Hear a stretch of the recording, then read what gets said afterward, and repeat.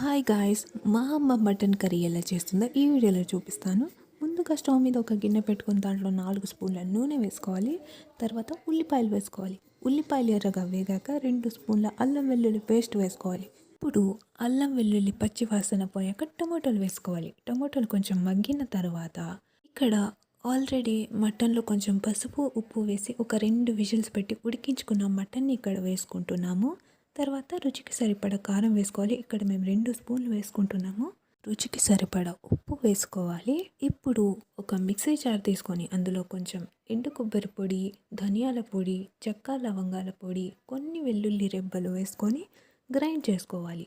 ఈ పొడిని కొంచెం వేసుకొని తగినన్ని నీళ్లు పోసుకొని కుక్కర్ మూత పెట్టి ఒక 2 లేదంటే 3 విజిల్స్ వచ్చేంత వరకు ఉంచి లాస్ట్కి కొత్తిమీర చల్లుకుంటే అంతే, మటన్ కర్రీ రెడీ.